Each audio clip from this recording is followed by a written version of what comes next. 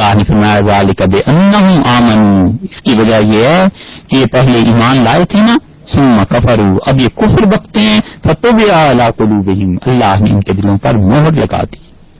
ایک مقام پر ارشاد فرمایا وکفروا بعد اسلامہم، اور انہوں نے اسلام لانے کے بعد پھر انکار کیا سورہ توبہ میں. تو دیکھیے یہ منافقین زبان سے کلمہ پڑھتے تھے، نماز بھی پڑھتے تھے، زکوٰۃ بھی دے دیتے تھے، تو ظاہری اعمال کے اعتبار سے ان کا انتساب اسلام سے تھا، اور اللہ تعالی جو باطن سے باخبر ہے، وہ باطن میں جو تردید کرتے تھے، اللہ کو نہیں مانتے تھے، رسول اللہ صلی اللہ علیہ وسلم کو اللہ کا رسول نہیں مانتے تھے، تو وہ باطن کا جو اعتبار تھا اللہ کے یہاں، اس وجہ سے اللہ نے انہیں کافر کہا، کافروں میں بھی بدتر کافر کہا. لیکن چونکہ ہم لوگ صرف ظاہر کے پابند اور مکلف ہیں، ہم صرف ظاہر پہ بات کر سکتے ہیں، کسی کے باطن کی ہمیں کوئی خبر نہیں ہے، اس لیے ہم یہ نہیں کہہ سکتے کہ یہ شخص کافر ہے. حضرت حذیفہ رضی اللہ عنہ کی روایت صحیح بخاری میں آئی ہے، اور انہوں نے فرمایا کہ وہی جب نازل ہوتی تھی تو وہ بتا دی تھی کہ کون شخص منافق ہے، اس کے اندر نفاق ہے اور ظاہر میں اسلام ہے. اب معاملہ صرف ظاہر پر ہے، جو شخص اسلام کے احکامات کو ادا کرے گا ہم اسے مسلمان کہیں گے، اور جو اس سے منحرف ہو جائے گا ہم اسے کافر کہیں گے، کیونکہ قلبی حالت کا ہم کو علم نہیں ہے، کسی کے دل میں کیا ہے ہم کچھ نہیں جانتے. حضرت عمر رضی اللہ عنہ نے بہت فیصلہ کن بات اس باب میں ارشاد فرمائی. انہوں نے کہا نحن نحکم بالظواہر، لوگوں جو ظاہر میں ہے نا میں اس پہ فیصلہ کر دوں گا، واللہ عالم بالسرائر، تمہارے دلوں میں کیا ہے بس تم جانو اور اللہ جانے. میں یہ عذر نہیں سنوں گا کہ میرا دل ٹھیک تھا، نیت ٹھیک تھی، یہ تھا وہ تھا، میں تو ظاہر کے جو تمہارے کام ہیں ان کے مطابق تمہارے فیصلے کروں گا، باطن کا علم اللہ جانے اور تم جانو. اس لیے اللہ تعالی نے قرآن پاک میں اس منافقت کو بار بار واضح کیا ہے، اور بار بار یہ بتلایا ہے کہ نفاق کیا چیز ہے، اور رسول اللہ صلی اللہ علیہ وسلم نے احادیث میں بھی منافقت کے متعلق بار بار بتلایا ہے کہ وہ کیا چیز ہے اور کیسے ہوتی ہے. نفاق کی عملی صورت وہ ظاہر اور باطن کا اختلاف ہے. حضرت حسن بصری رحمۃ اللہ علیہ یہ فرمایا کرتے تھے. حسن بصری رحمۃ اللہ علیہ بڑی شان کے آدمی تھے، جلیل القدر تابعین میں سے تھے، صحابہ کرام رضی اللہ عنہ کی زیارت کی تھی، اور حسن بصری رحمۃ اللہ علیہ نہایت فصیح اور بلیغ انسان تھے. ان کے مواعظ، ان کے واعظ پڑھ کے اندازہ ہوتا ہے کہ اللہ نے کس قدر علم و حکمت سے انہیں نوازا تھا. تابعین کہتے تھے کہ حسن بصری اگر بنی اسرائیل میں ہوتے تو نبوت کے مقام پر ہوتے. حسن بصری رحمۃ اللہ علیہ کی والدہ تھیں خیرہ، ان کا نام تھا. تو خیرہ جو تھیں رحمۃ اللہ علیہا وہ ام المومنین ام سلمہ رضی اللہ عنہا کے ہاں کام کرتی تھی، تو اپنے کاموں میں مصروف ہوتی تھی. تو حسن بصری رحمۃ اللہ علیہ بچے تھے، بہت بہت سال، ایک برس ایسے ہوگی عمر مبارک ان کی. تو ام المومنین ام سلمہ رضی اللہ عنہا انہیں دودھ پلا دیتی تھی. تو اس اعتبار سے ام المومنین ام سلمہ رضی اللہ عنہا دودھ پلانے والی ماں ہوئی نا، رضائی ماں ہوئی حضرت حسن بصری رحمۃ اللہ علیہ کی. تو پھر اسی اعتبار سے رسول اللہ صلی اللہ علیہ وسلم کیا ہوئے، حضرت حسن بصری رحمۃ اللہ علیہ کے رضائی باپ ہوئے نا. اس وجہ سے کہتے ہیں کہ حسن بصری رحمۃ اللہ علیہ میں نبوت کی اس نسبت کا، اس دودھ کا اثر تھا. اور حسن بصری رحمۃ اللہ علیہ سخت دشمن تھے منافقوں کے. کسی نے پوچھا کہ کیا آپ کے دور میں بھی نفاق ہے؟ تو عجیب اتفاق ہے انہوں نے جو جواب دیا، اور جو شاہ ولی اللہ صاحب محدث دہلوی رحمۃ اللہ علیہ نے لکھا، دونوں یکساں باتیں. حسن بصری رحمۃ اللہ علیہ نے فرمایا بصرہ میں اتنے منافق ہیں کہ اگر میں بات کرنا شروع کر دوں تو گلیاں میرے لیے تنگ ہو جائیں، میں گھر سے باہر نہ نکل سکوں. شاہ ولی اللہ صاحب رحمۃ اللہ علیہ دہلی کے متعلق کہتے تھے کہ دہلی میں اتنے منافق بستے ہیں کہ اگر میں دہلی کے منافقین پہ تنقید شروع کر دوں تو یہ تو میرا جینا دو بھر کر دے. حسن بصری رحمت اللہ علیہ اس کے باوجود وہ چونکہ لوگوں کی مرض اور ان کے دلوں کے عزائم اور ان چیزوں کو پہچانتے تھے نا، اور دکھتی رگ پہ ہاتھ رکھتے تھے، ان سب چیزوں کے باوجود بصرہ میں مساجد میں ظہر کی نماز نہیں ہو سکی، نہیں پڑھی گئی. جس دن انتقال ہوا حسن بصری رحمت اللہ علیہ کا، پورا بصرہ حسن بصری رحمت اللہ علیہ کے جنازے میں شرکت کے لیے شہر سے باہر چلا گیا میدان میں، اور وہاں ظہر پڑھی گئی، مسجدوں میں ظہر نہیں پڑھی جا سکی. حسن بصری رحمت اللہ علیہ کہتے تھے کہ ظاہر اور باطن کا یکساں نہ ہونا یہ ہے نفاق. اس نفاق کی ایک قسم تو وہ ہے جو اب تک ہم بیان کر چکے کہ وہ کفر پہ مبنی ہے. اب ظاہر ہے کہ ہمارے دور میں کسی شخص کے متعلق یہ کہنا کہ یہ آدمی اندر سے منافق ہے، یہ آدمی اندر سے اللہ کو نہیں مانتا، اور یہ آدمی دل سے رسول اللہ صلی اللہ علیہ وسلم کی ختم نبوت کا، رسالت کا قائل نہیں ہے، یہ کوئی نہیں کہہ سکتا. ہم تو صرف ظاہر کی بات پر کہیں گے، اور ظاہر کی بات پہ بھی علامت اگر کوئی نظر آئے گی تو کہیں گے. اور ہمیشہ علامت جو ہوتی ہے وہ ذل علامہ کی علت تامہ نہیں ہوتی. کیا کہیں آسان الفاظ میں، علامت جو ہوا کرتی ہے نا کسی چیز کی، یہ ضروری نہیں ہے کہ علامت جس چیز کی ہے اس کے بعد وہ چیز بھی پائی جائے. علامت جو ہے وہ ذل علامہ کی علت تامہ نہیں ہوتی. جیسے بادل علامت ہے نا بارش کی، اور دھواں علامت ہے آگ کی، لیکن یہ ضروری نہیں ہے کہ دھواں ہو تو آگ بھی کبھی وجود ضرور ہی ہو. کبھی آگ چلتی ہے کبھی نہیں چلتی.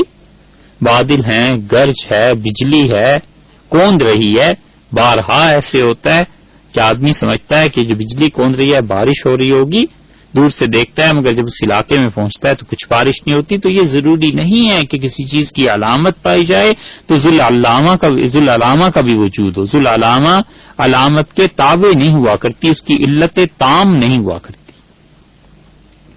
تو منافقت جو ہے اس کی بھی علامات ہیں.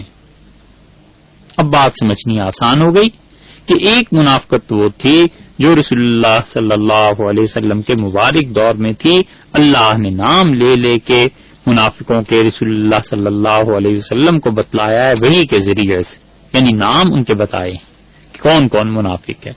اور اسی طرح علامات بتائی ہیں رسول اللہ صلی اللہ علیہ وسلم نے کہ دیکھو یہ علامتیں اگر کسی انسان میں پائی جائیں تو اس انسان میں منافقت ہے.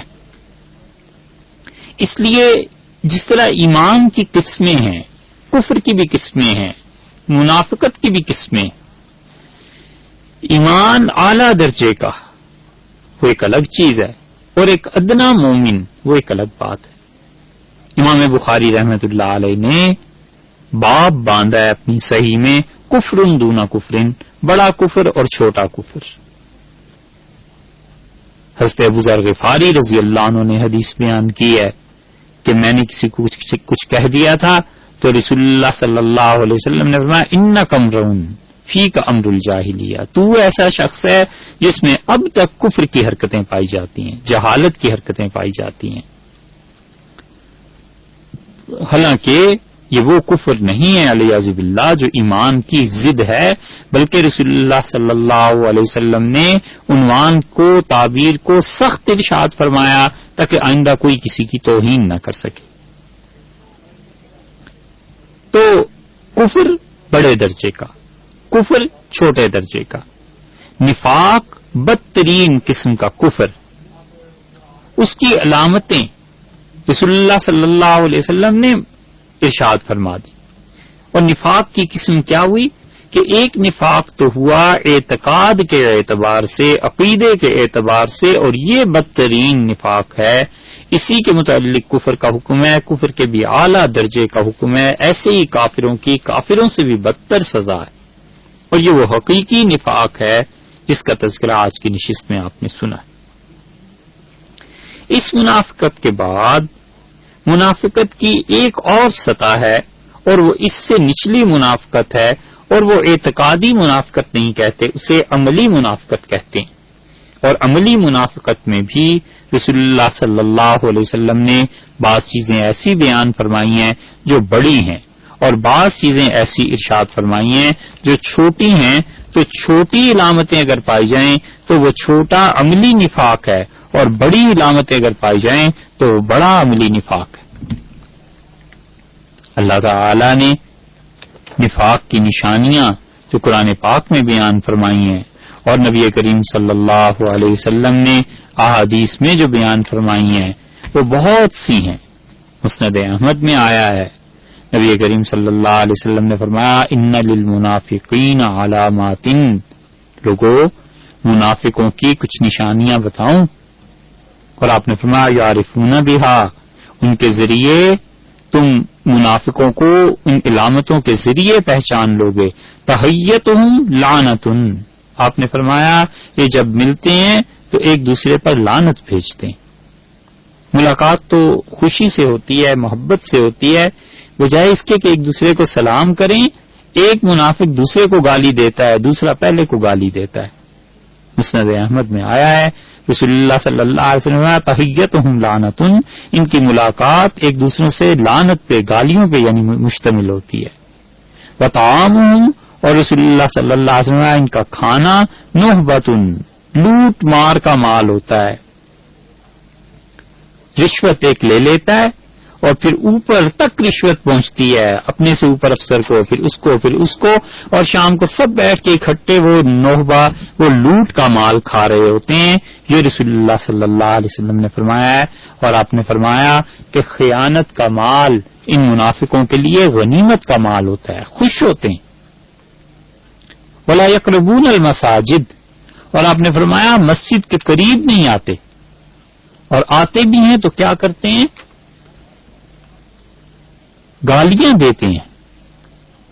ولا یاتون الصلاۃ الا دبرا، اور نمازوں میں تم دیکھو گے سب سے آخر پر شریک ہوں گے۔ لا یالفون ولا یولفون، نہ خود کسی سے محبت کرتے ہیں نہ کوئی ان سے محبت کرتا ہے۔ اور رسول اللہ صلی اللہ علیہ وسلم نے فرمایا خشبن باللیل، رات کو اس طرح بستروں پہ ڈٹ کے سوتے ہیں جس طرح لکڑیاں رکھ دی جائیں تو لکڑی جس طرح سیدھی رہتی ہے ایسے سوتے رہتے ہیں۔ صحبن بالنہار، اور دن بھر شور مچاتے رہتے ہیں، لوگوں کو تنگ کرتے رہتے ہیں۔ یہ ایک حدیث مسند احمد کی آئی ہے، رسول اللہ صلی اللہ علیہ وسلم نے منافق کی علامات بیان کی کہ اگر تم منافق آدمی دیکھنا چاہو تو ایسے آدمی تمہیں مل جائیں گے جن میں یہ خصلتیں پائی جائیں، تو یہ ہے منافقت۔ تو دیکھیے کہ دوسرے درجے کی منافقت ہو گئی نا، یا تیسرے درجے کی؟ دوسرے درجے میں، پہلے درجے میں اعتقاد کی منافقت، دوسرے درجے میں عمل کی منافقت، اور عمل کی منافقت میں بھی بڑے برے اعمال وہ منافقت کے، اور اس کے بعد تیسرے درجے میں کچھ چھوٹی قسم کے اعمال مگر وہ بھی منافقت کی علامات میں سے ہیں۔ رسول اللہ صلی اللہ علیہ وسلم نے احادیث میں بہت تفصیل کے ساتھ یہ درجات دونوں آخری بھی بیان فرمائے ہیں۔ تو آج کی اس نشست میں ان منافقت کے بیان پہ مشتمل آیات کی تشریح سے پہلے ہم نے ایک طرح کی منافقت بیان کی جس میں زیادہ غالب حصہ اعتقادی منافقت کا ہے۔ کل کی نشست میں انشاءاللہ اسی موضوع پر بات کریں گے، اور وہ عملی منافقت ہے، عملاً فسق ہے، اور اس کے بھی درجات ہیں، اور پھر جو علامتیں جناب رسول اللہ صلی اللہ علیہ وسلم نے بیان فرمائی ہیں ان پہ انشاءاللہ بات ہوگی۔ السلام علیکم ورحمۃ اللہ وبرکاتہ۔